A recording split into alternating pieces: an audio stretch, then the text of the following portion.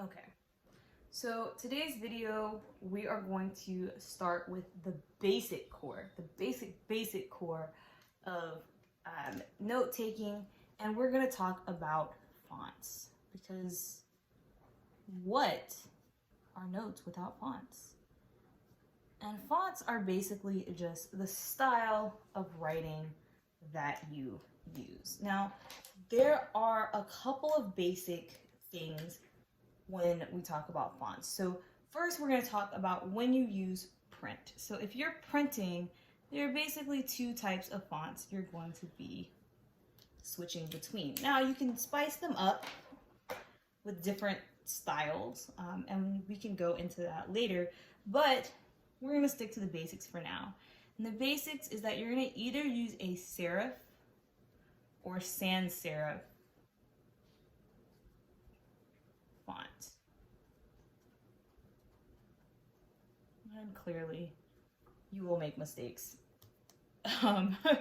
So then, this is the difference between a serif and a sans serif.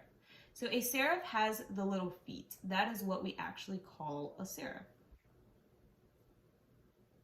And so you take the time to add these little feet to your font, and it gives it a little bit of character. This is a basic serif font. Sans serif just means without the serif, so without the little feet. This is what you typically see. Now, within these two basic print fonts, you can do a lot of different things. As you can see from what I've already written, you can do caps lock. So if you wanted to do a serif font, you could just do all caps and put little feet on all of the caps to give it some character.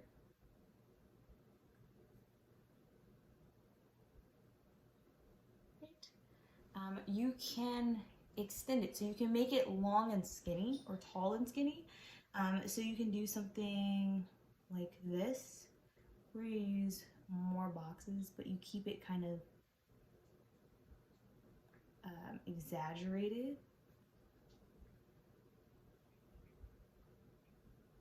And that has a very nice look. That's one of my favorite looks.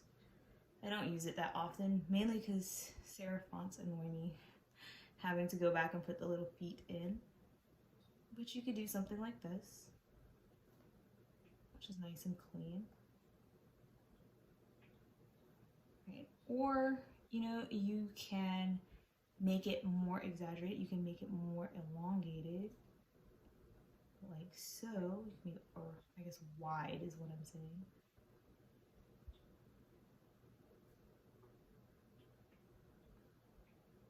And make it pause, make it take up more space than you would expect. Right? That's another way that you can write it.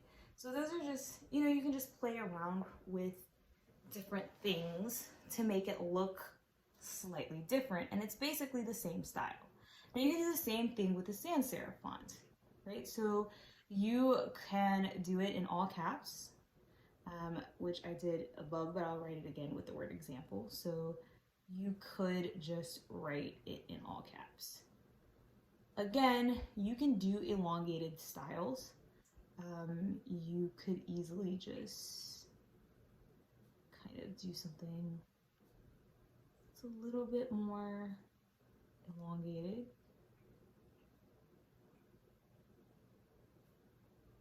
I feel like sans serif fonts are good for bold letters. So going back over this and making it nice and bold. I feel like it works. I mean, you can do it for a serif font as well, but I just feel like it looks so much better with a sans serif font. So you can do something like this. Just make your lines nice and thick and bold. And it makes the letters pop off the page. And I usually, if I want to do something super interesting with serif fonts or sans serif fonts, I will throw in mixed case lettering. So I might write something like this. I will use a capital E and an ambiguous X, and then I will give my lowercase a, but I will use a capital M, a capital P, maybe a capital L, and then I'll do a lowercase e, right? So kind of playing around with the casing to see what I like, what I don't like. And these are just some examples. You can go on and on for days with this. But that's not all the lettering there is, right? We want to get around to some of the other types of lettering as well. So you also have what we call block letters. Block letters are fun. I personally struggle with block lettering, but I use a pencil to help me. So I'm going to use a pencil in this video too, because there is no shame in needing a pencil. So for block letters, you typically have two different styles. You have what I call box letters, which are more blocky. I guess maybe those are blocks. Maybe it's block letters and bubble letters. Yeah, let's do that. Okay, so there are block letters. I'm gonna write the word block and then I'll go back over it. And then over here, we will use bubble letters, because I do think that they're called different things. And you want to give them that respect of being different things. So we have block letters and bubble letters, and I just kind of write out the word that I'm going to write in pencil because I have trouble otherwise. You may be able to do this freehand. I cannot. Which is why you'll notice that you don't often see block or bubble letters in my notes, but they are good for titles and to give it a bit of a pop. So block letters are typically very boxy and they have nice sharp points. So you're going to do something like this, and just a nice little rectangle. Now here is where things are interesting. You could do like a square here. You could do a star. You could do a heart, a triangle, whatever shape you want to give it some character. Just because I feel like being different right now, I'm gonna put a triangle here to make my O. But you could use whatever shape there that gives it a little bit of character, makes it interesting.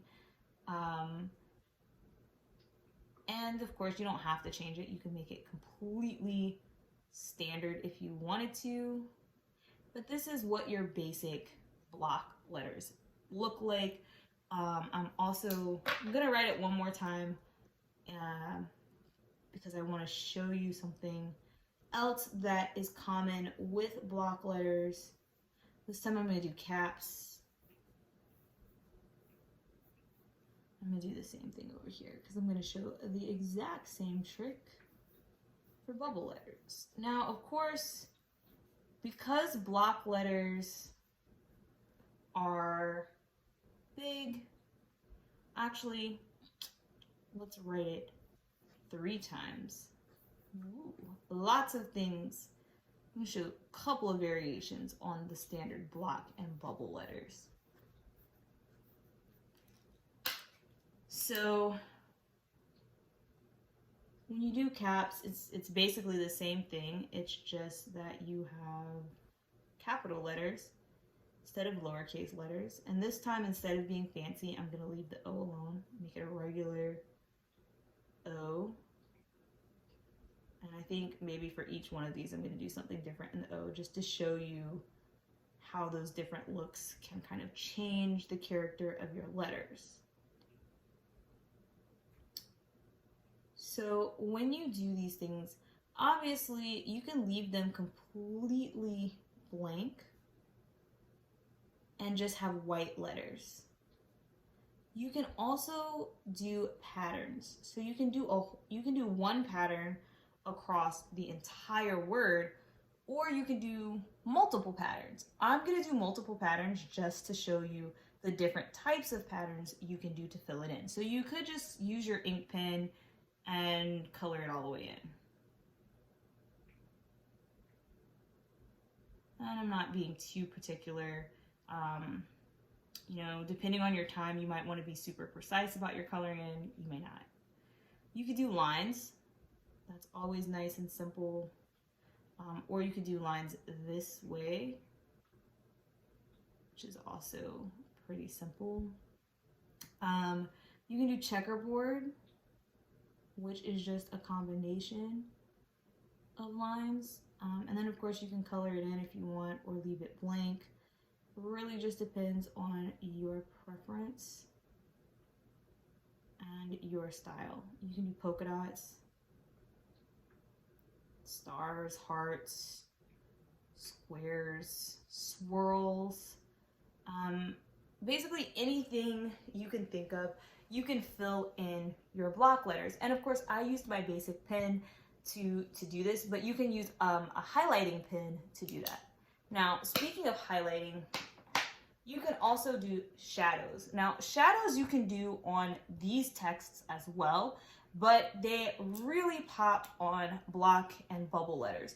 So when you do a shadow, what you're gonna do is pretend like you're writing the letter below it.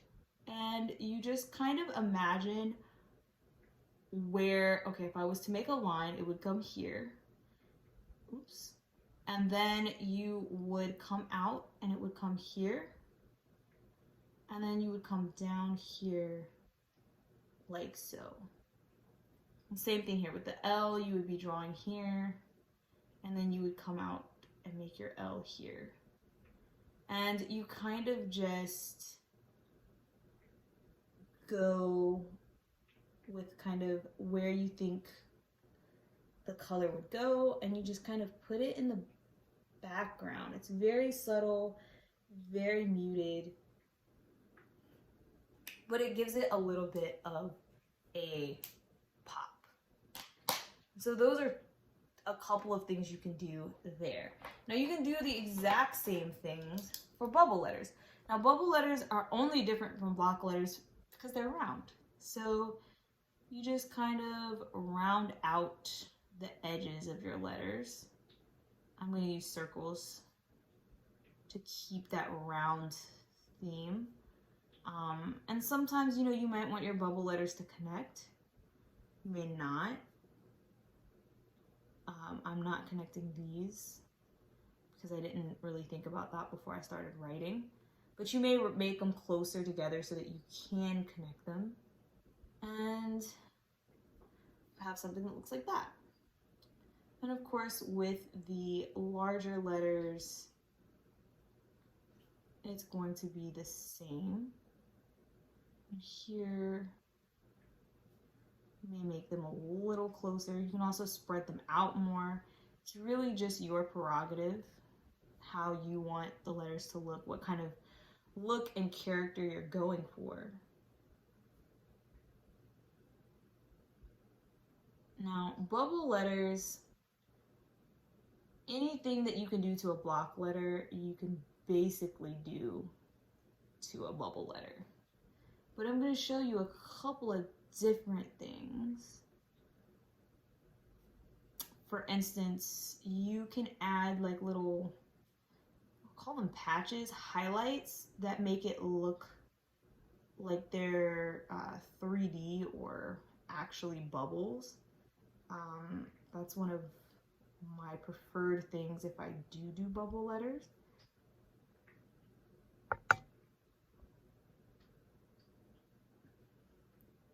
So what you would do is here you would go to where you have these curves and you just add like a little rectangle that goes along the curve. And you do this here and here.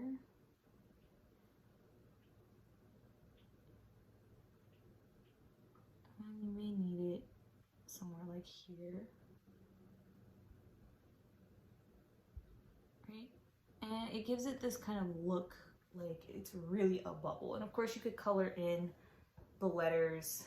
I'm just gonna use this guy to kind of give it some color to help you guys see what that looks like. I'm not gonna color the whole word, just this first letter so that you can see how it pops. And you would leave that spot white. Right, and so you'd have something that looks like this. Let's do this U2 just to give you a feel. And so it gives you kind of that sort of look, which I really like for bubble letters, which is always fun. And then there's also the same technique that you can use, but with a crosshatch or a hashtag, as we now call it. You just want to round the hashtag, and it doesn't really matter where you put it, as long as it's going with a curve of a letter. You just put like a little hashtag-like thing, and it does something like that.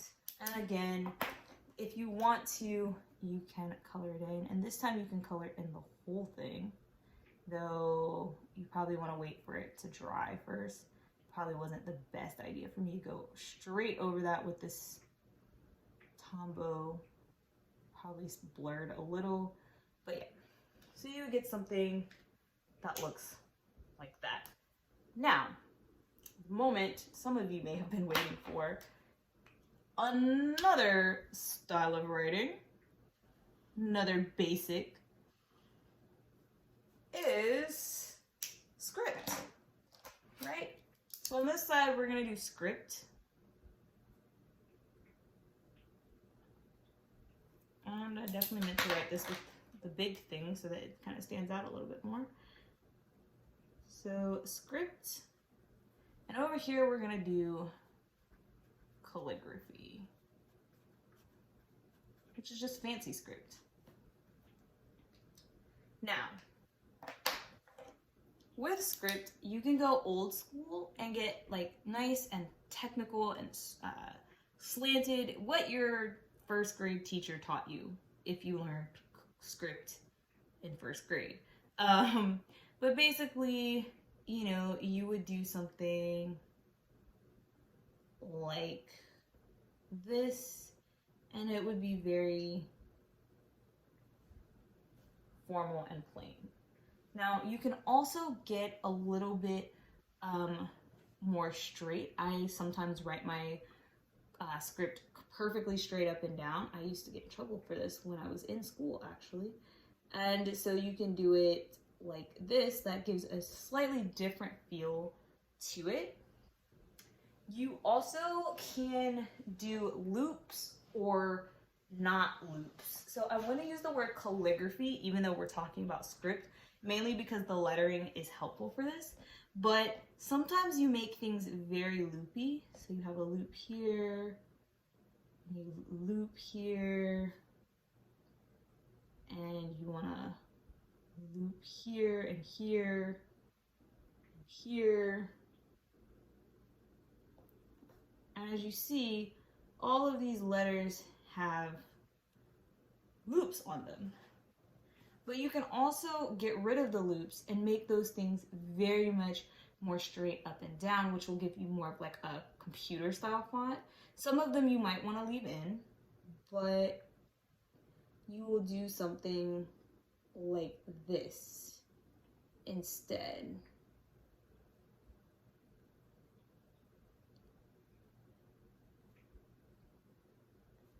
And you just don't let it get loopy. And so you'll have a more computerish looking font. And of course you can get swirly and all kinds of things with that. Now, this is a brush pen. I'm going to show you how I do this with a brush pen first, and then I'm going to show you how to fake it with this pen. So basically when you write calligraphy with a brush pen, that's what gives you thicker downstrokes than the upstroke. So basically when I go up, when I press down, I'm giving more pressure, and then when I come up, I use less pressure, and then down for more pressure. So anything that I did on the other side, you can do here. So you can get loopy, or you can do straight up and down like this.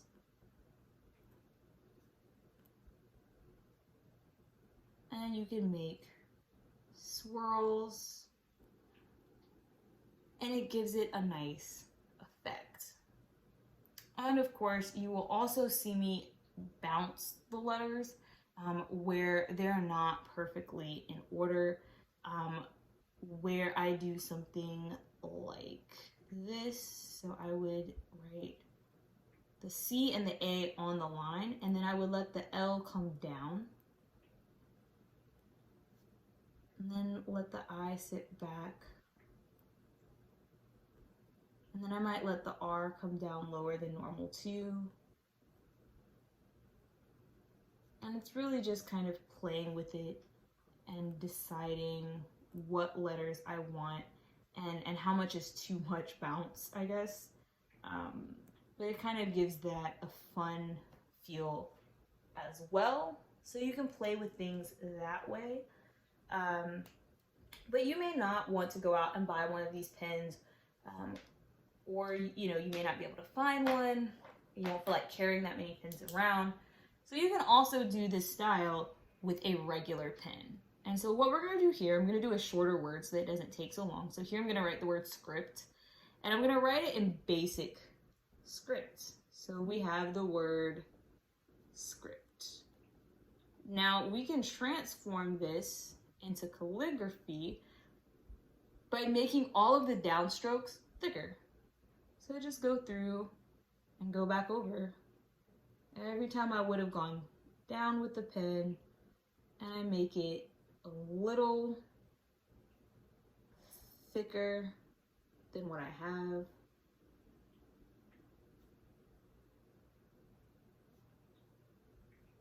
And voila. Looks like I wrote it with a brush pen. You can go back and add, connect that to make it look pretty. So that is the basics of the types of letters that I use in my note-taking. Now, it seems like a lot, and I guarantee you, you're not going to want to use all of these in your note-taking. You're probably just gonna want to take one or two to make things stand out, maybe three max.